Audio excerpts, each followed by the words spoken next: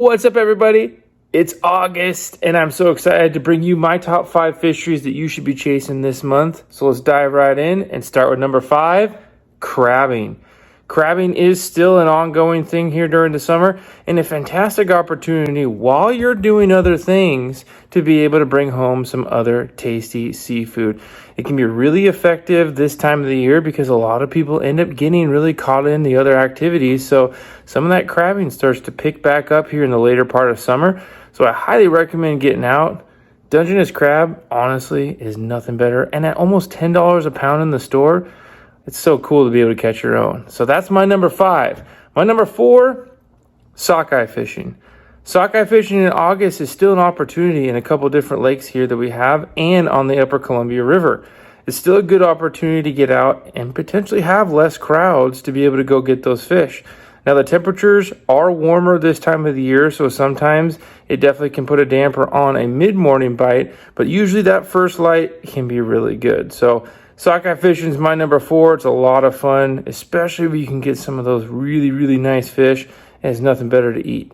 So that's 4. Number 3 is going to end up being Chinook salmon fishing. Where you can, Chinook is definitely something to go chase after. Some areas of Puget Sound are still open, and some areas of the Washington coast are still open. So you can go out on a charter and go get some big kings. You can go locally and get some big kings. So don't rule that out here during the summer. It's a fun fishery, and typically the later you get into the year is when some of those bigger fish show up. Even for you bank guys, you can get off the piers and catch some of those monsters as well. So that's my number 3. My number 2 is going to be coho.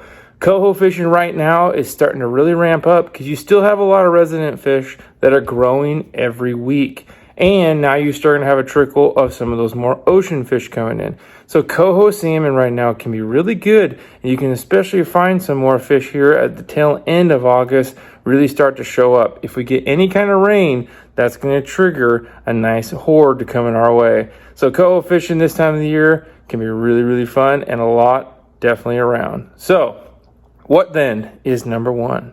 If you haven't guessed and you haven't been listening around lately, well, pink salmon are here, and they are here in full force. So my number 1 is going to be pink salmon fishing. You guys can go out in the boat. We're going to do it this evening here, and you can go off the shore. It's all been extremely effective, and everybody's catching. That's the best part of pink salmon fishing. It doesn't matter where you're at, what you have, you can get out on the water and go find some fish.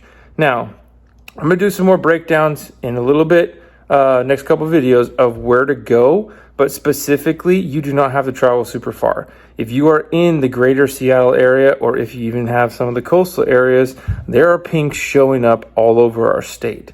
So you just got to go find a spot, pick the right tide, and just go look for them. If you're shore bound, there's nothing wrong with that either. I've been catching fish at low tide as well as high tide, so you guys can get out and have effective success regardless of where you're at.